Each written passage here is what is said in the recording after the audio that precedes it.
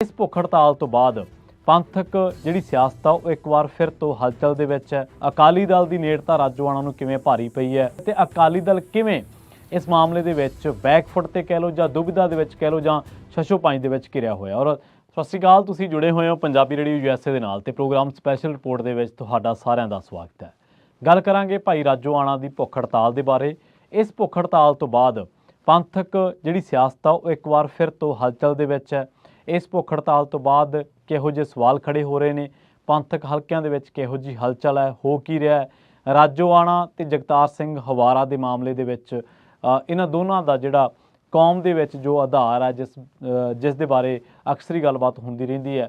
ਅਕਾਲੀ ਦਲ ਦੀ ਨੇੜਤਾ ਰਾਜੋਆਣਾ ਨੂੰ ਕਿਵੇਂ ਭਾਰੀ ਪਈ ਹੈ, ਜਾਂ ਰਾਜੋਆਣਾ ਦੀ ਜਿਹੜੀ ਪਹਿਲਾਂ ਵਾਲੀ ਮਾਫੀ ਸੀ ਉਸ ਤੋਂ ਬਾਅਦ ਇੱਕ ਲੰਮਾ ਸਮਾਂ 2012 ਤੋਂ ਬਾਅਦ ਆਪਾਂ ਦੇਖਿਆ ਕਿ ਕੁਝ ਵੀ ਨਹੀਂ ਹੋਇਆ। ਉਹਨਾਂ ਦੀਆਂ ਜਿਹੜੀਆਂ 3 ਚਿੱਠੀਆਂ ਆਈਆਂ ਨੇ ਲੰਘੇ ਦਿਨਾਂ ਦੇ ਵਿੱਚ, ਉਹ ਚਿੱਠੀਆਂ ਦਾ ਮਜ਼ਮੂਨ ਕੀ ਹੈ ਤੇ ਇਸ ਵੇਲੇ ਇਹ ਮਾਮਲਾ ਖੜਾ ਕਿੱਥੇ ਹੈ ਤੇ ਅਕਾਲੀ ਦਲ ਕਿਵੇਂ ਇਸ ਮਾਮਲੇ ਦੇ ਵਿੱਚ ਬੈਕਫੁੱਟ ਤੇ ਕਹਿ ਲਓ ਜਾਂ ਦੁਬਿਧਾ ਦੇ ਵਿੱਚ ਕਹਿ ਲਓ ਜਾਂ ਛਛੋਪੰਜ ਦੇ ਵਿੱਚ ਘਿਰਿਆ ਹੋਇਆ। ਔਰ ਸਭ ਤੋਂ ਵੱਡੀ ਗੱਲ ਇਹ ਹੈ ਕਿ ਅਕਾਲੀ ਦਲ ਦੇ ਜਿਹੜੇ ਪ੍ਰਧਾਨ ਨੇ, ਜਿਹੜਾ ਕਿ ਅਕਾਲੀ ਦਲ ਇੱਕ ਵਕਾਰ ਵਾਲੀ ਸੰਸਥਾ ਸੀ, ਕਦੇ ਜਥੇਬੰਦੀ ਸੀ, ਪਾਰਟੀ ਸੀ, ਅੱਜ ਕੱਲ੍ਹ ਉਹਦਾ ਜਿਹੜਾ ਪ੍ਰਧਾਨ ਹੈ ਸੁਖਬੀਰ ਸਿੰਘ ਬਾਦਲ, ਉਹ ਇਸ ਮਾਮਲੇ ਤੇ ਬਿਆਨ ਤੱਕ ਨਹੀਂ ਦੇ ਰਿਹਾ। ਉਹਦੀ ਦੁਬਿਧਾ ਕੀ ਹੈ, ਉਹ ਕਿਉਂ ਨਹੀਂ ਕਲੈਰਿਟੀ ਲਿਆ ਰਹੇ, ਉਹ ਕਿਉਂ ਨਹੀਂ ਕੇਂਦਰ ਸਰਕਾਰ ਨੂੰ ਮਿਲ ਰਹੇ, ਉਹ ਕਿਉਂ ਨਹੀਂ ਇਸ ਮਾਮਲੇ ਦੇ ਵਿੱਚ ਉਹ ਜੀ ਪੇਸ਼ੇਨਗੋਈ ਕਰ ਰਹੇ। ਔਰ ਖਾਸ ਗੱਲ ਇਹ ਹੈ ਕਿ ਕੱਲ੍ਹ ਜਿਹੜੀ ਜਦੋਂ ਆਪਾਂ ਇਹ ਰਿਪੋਰਟ ਰਿਕਾਰਡ ਕਰ ਰਹੇ ਹਾਂ, ਇਸ ਤੋਂ ਪਹਿਲਾਂ ਜਦੋਂ ਇੰਡੀਆ ਦੇ ਵਿੱਚ ਕੱਲ੍ਹ ਸੀ, ਯਾਨੀ ਕਿ 5 ਜਾਂ 6 ਤਰੀਕ ਨੂੰ ਤੁਸੀਂ ਕਹਿ ਸਕਦੇ ਹੋ, ਤਾਂ ਉਸ ਮਾਮਲੇ ਦੇ ਵਿੱਚ ਇੱਕ ਕਮੇਟੀ ਗਠਿਤ ਕੀਤੀ ਗਈ ਹੈ ਇਸ ਮਾਮਲੇ ਦੀ ਜਿਹੜੀ ਪੈਰਵਾਈ ਕਰੂਗੀ।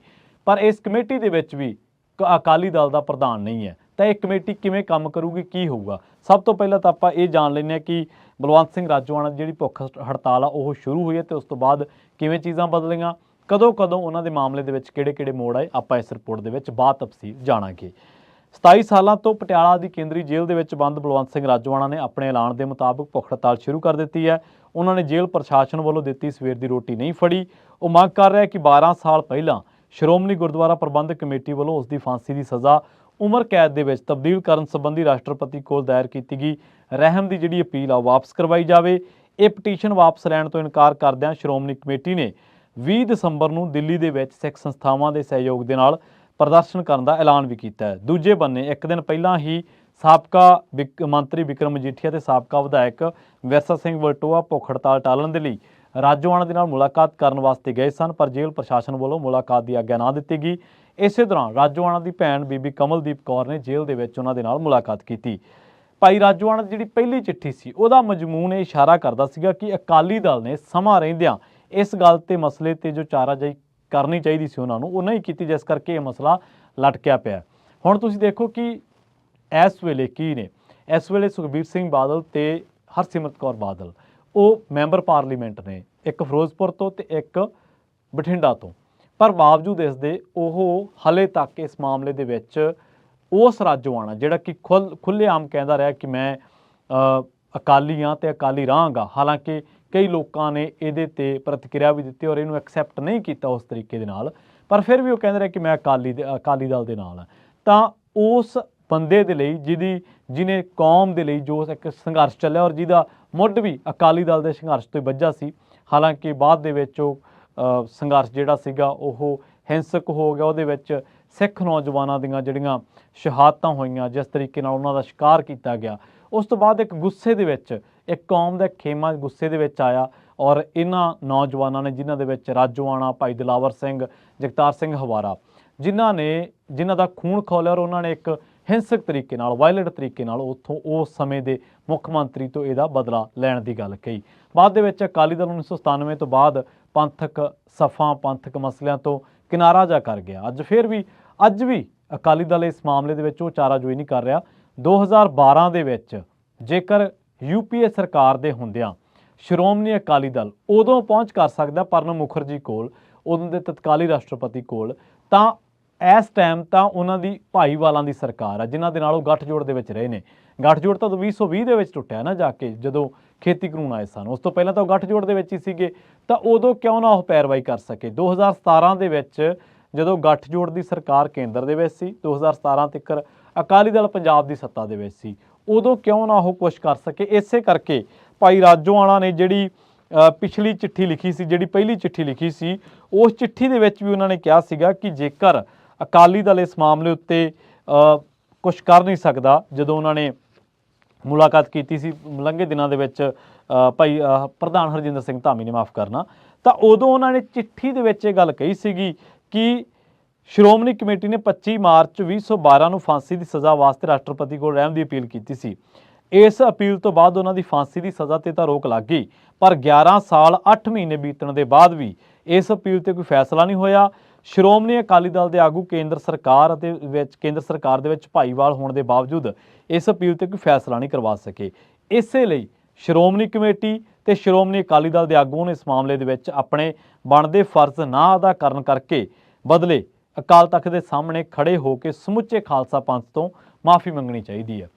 ਹੁਣ ਜਿਹੜਾ ਸਿੱਖ ਇਤਿਹਾਸ ਹੈ, ਸਿੱਖ ਫਿਲਾਸਫੀ ਹੈ, ਉਹਦੇ ਮੁਤਾਬਕ ਜੇ ਕਿਸੇ ਨੇ ਅਮਲ ਨਹੀਂ ਕਰਤਾ, ਉਹਦੇ ਮੁਤਾਬਕ ਜੇ ਕਿਸੇ ਨੇ ਕੋਈ ਕੰਮ ਕੀਤਾ ਤੇ ਉਹਨੂੰ ਪ੍ਰਤੱਖ ਦੀ ਲੋੜ ਨਹੀਂ ਹੈ, ਉਹਨੂੰ ਪ੍ਰਮਾਣ ਦੀ ਲੋੜ ਨਹੀਂ ਹੈ। ਬੇਸ਼ੱਕ ਤੁਸੀਂ ਭਾਈ ਰਾਜੋਆਣਾ ਨਾਲ ਸਹਿਮਤ ਹੋ ਜਾਂ ਨਹੀਂ ਹੋ, ਉਹ ਅਕਾਲੀ ਦਲ ਨੂੰ ਸਪੋਰਟ ਕਰਦੇ ਨੇ। ਇਸੇ ਕਰਕੇ ਜਗਤਾਰ ਸਿੰਘ ਹਵਾਰਾ ਦੇ ਮਾਮਲੇ ਦੇ ਵਿੱਚ ਤੇ ਇਹਨਾਂ ਦੋਨਾਂ ਦਾ ਜਦੋਂ ਕੰਪੈਰੀਜ਼ਨ ਕਰੀਦਾ ਤਾਂ ਕੁਝ ਲੋਕ ਕਹਿੰਦੇ ਨੇ ਕਿ ਰਾਜੋਆਣਾ ਦੇ ਵਕਾਰ ਨੂੰ ਜਾਂ ਅਕਸ ਨੂੰ ਢਾਹ ਉਦੋਂ ਲੱਗੀ ਜਦੋਂ ਅਕਾਲੀ ਦਲ ਦੇ ਨਾਲ ਪੱਕੇ ਤੌਰ ਤੇ ਜੁੜ ਗਏ, ਕਿਉਂਕਿ ਲੋਕਾਂ ਦਾ ਅਕਾਲੀ ਦਲ ਦੇ ਉੱਤੇ ਵੀ ਵੱਡਾ ਰੋਸ ਹੈ ਕਿ ਅਕਾਲੀ ਦਲ ਨੇ ਪੰਥਕ ਮਸਲਿਆਂ ਉੱਤੇ ਉਹ ਅਪਰੋਚ ਨਹੀਂ ਅਦਾ ਕੀਤੀ, ਉਹ ਅਪਰੋਚ ਨਹੀਂ ਪਹੁੰਚ ਬਣਾਈ ਜਿਹੜੀ ਉਹਨਾਂ ਨੂੰ ਬਣਾਉਣੀ ਚਾਹੀਦੀ ਸੀ, ਜਿਹੜਾ ਉਹਨਾਂ ਦੇ ਉੱਤੇ ਸਿਧਾਂਤਕ ਤੌਰ ਤੇ ਇੱਕ ਜ਼ਿੰਮਾ ਲੱਗਿਆ ਹੋਇਆ ਉਹਨਾਂ ਦੇ ਸਿਰ ਤੇ।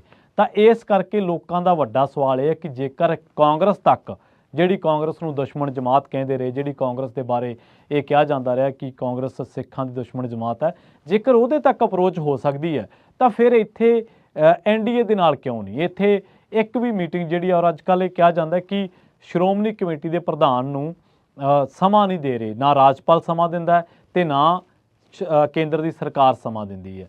ਕਿ ਸਾਡਾ ਜਿਹੜਾ ਵਕਾਰ ਆ ਉਹ ਸਾਡੀਆਂ ਸਿੱਖ ਸੰਸਥਾਵਾਂ ਦਾ, ਸਾਡਾ ਸਿੱਖ ਜੋ ਇੱਕ ਤਰੀਕੇ ਨਾਲ ਕਹਿ ਲਈਏ ਕਿ ਸਿਰਮੌਰ ਸੰਸਥਾਵਾਂ ਦੇ ਵਿੱਚ ਆਉਂਦੀ ਹੈ ਸ਼੍ਰੋਮਣੀ ਕਮੇਟੀ, ਗੁਰਦੁਆਰਾ ਪ੍ਰਬੰਧਕ ਕਮੇਟੀ, ਕਿ ਉਹਦੇ ਪ੍ਰਧਾਨ ਨੂੰ ਸਰਕਾਰ ਟਾਈਮ ਨਹੀਂ ਦੇ ਰਹੀ, ਕਿ ਜਿਹੜੇ 2 ਚੁਣੇ ਹੋਏ ਨੁਮਾਇੰਦੇ ਆ ਕਿ ਇਹਨਾਂ ਨੂੰ ਵੀ ਸਰਕਾਰ ਟਾਈਮ ਨਹੀਂ ਦੇ ਰਹੀ। ਔਰ ਇਹ ਬੜੀ ਅਚਰਜ ਦੀ ਗੱਲ ਹੈ ਕਿ ਇਸ ਮਾਮਲੇ ਦੇ ਵਿੱਚ ਹਾਲੇ ਤੱਕ ਕਿਉਂ ਨਹੀਂ ਜਿਹੜਾ ਕੁਛ ਕੀਤਾ ਜਾ ਸਕਿਆ, ਕਿਉਂਕਿ ਰਾਜੋਆਣਾ ਦੀ ਜੇ ਚਿੱਠੀ ਪੜ੍ਹਦੇ ਹਾਂ ਤਾਂ ਉਹਦਾ ਮਜ਼ਮੂਨ ਵੀ ਇਹੀ ਕਹਿੰਦਾ।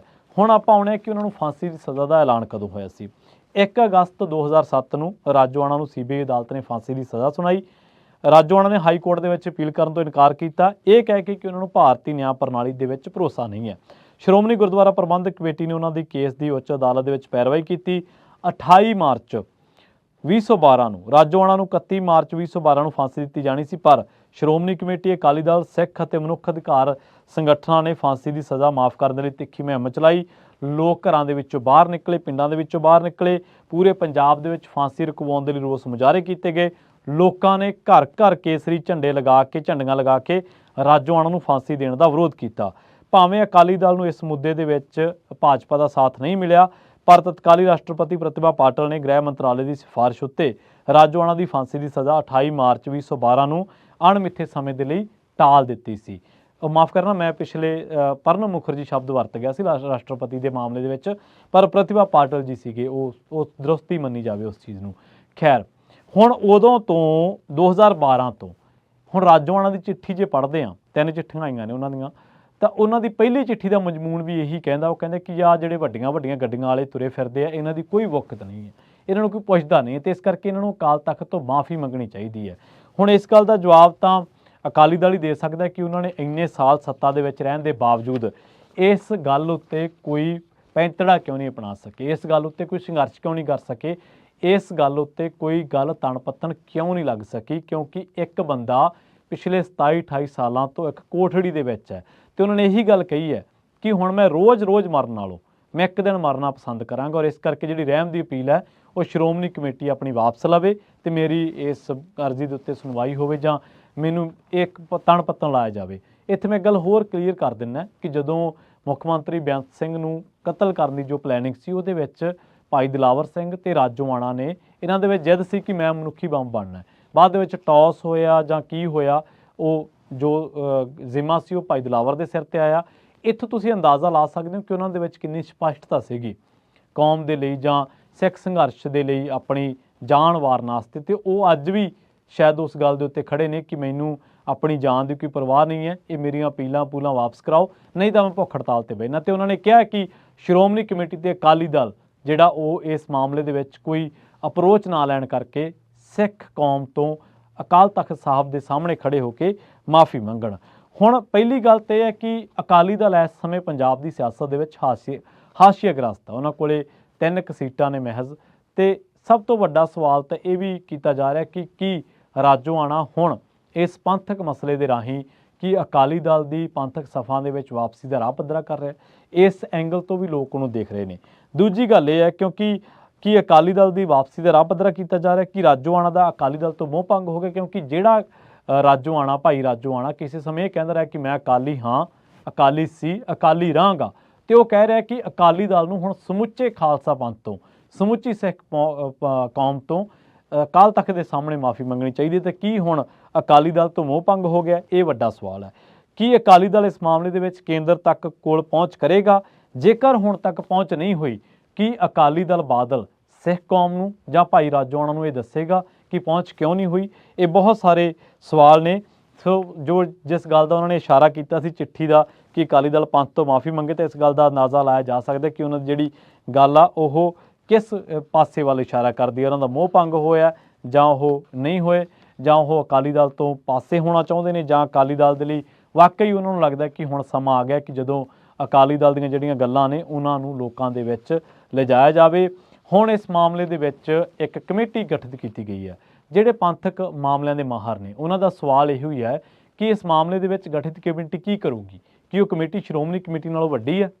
ਕੀ ਉਹ ਕਮੇਟੀ ਦੀ ਅਪਰੋਚ ਜਿਹੜੇ ਅਕਾਲੀ ਦਲ ਦੇ 2 ਮੈਂਬਰ ਪਾਰਲੀਮੈਂਟ ਨੇ ਉਹਨਾਂ ਨਾਲੋਂ ਜ਼ਿਆਦਾ ਹੈ ਕਿ ਉਹ ਜ਼ਿਆਦਾ ਉੱਥੇ ਜਾ ਕੇ ਦਿੱਲੀ ਦੇ ਵਿੱਚ ਜਾ ਕੇ ਕੁਝ ਕਰ ਸਕੂਗੀ? ਮਾਹਰਾਂ ਦਾ ਇਹ ਸਵਾਲ ਹੈ ਕਿ ਜੇਕਰ ਅਕਾਲੀ ਦਲ ਦੇ 2 ਨੁਮਾਇੰਦੇ, ਜਿਹੜੀ ਸਿੱਖਾਂ ਦੀ ਨੁਮਾਇੰਦਾ ਜਮਾਤ ਰਹੀ ਹੈ, ਉਹ ਦਿੱਲੀ ਜਾ ਕੇ ਗੱਲ ਨਹੀਂ ਕਰ ਸਕਦੇ, ਜੇਕਰ ਸ਼੍ਰੋਮਣੀ ਕਮੇਟੀ ਜਿਹੜੀ ਕਿ ਸਿੱਖਾਂ ਦੀ ਮਿਨੀ ਪਾਰਲੀਮੈਂਟ ਹੈ ਉਹਦੇ ਪ੍ਰਧਾਨ ਨੂੰ ਕੇਂਦਰ ਸਰਕਾਰ ਜਾਂ ਰਾਜਪਾਲ ਸਮਾਂ ਨਹੀਂ ਦਿੰਦਾ, ਤਾਂ ਫਿਰ ਇਹ ਕਿਵੇਂ ਇਹ ਮਾਮਲਾ ਜਿਹੜਾ ਉਹ ਹੱਲ ਹੋਊਗਾ? ਪਰ ਇਸ ਵੇਲੇ ਸਭ ਤੋਂ ਵੱਡੀ ਪੰਥਕ ਹਲਚਲ ਇਹ ਹੈ ਕਿ ਰਾਜੋਆਣਾ ਨੇ ਆਪਣੇ ਕਮਿਟਮੈਂਟ ਦੇ ਮੁਤਾਬਕ ਆਪਣਾ ਜੋ ਕਥਨ ਕਿਹਾ ਸੀ ਉਹਨਾਂ ਨੇ 5 ਦਸੰਬਰ ਤੋਂ ਉਹ ਭੁੱਖ ਹੜਤਾਲ ਤੇ ਬੈਠ ਗਏ ਨੇ। ਇਹ ਭੁੱਖ ਹੜਤਾਲ ਅਕਾਲੀ ਦਲ ਦੇ ਲਈ ਪੰਜਾਬ ਦੇ ਵਿੱਚ ਵਾਪਸੀ ਦਾ ਰਾਹ ਪੱਧਰਾ ਕਰਦੀ ਹੈ ਜਾਂ ਅਕਾਲੀ ਦਲ ਨੂੰ ਹੋਰ ਸੰਕਟ ਦੇ ਵਿੱਚ ਪਾਉਂਦੀ ਹੈ? ਇਸ ਸਵਾਲ ਦਾ ਜਵਾਬ ਸਮੇਂ ਦੇ ਗਰਭ ਦੇ ਵਿੱਚ ਹੈ। ਬਹੁਤ ਬਹੁਤ ਧੰਨਵਾਦ। ਜਲਦ ਮਿਲਾਂਗੇ।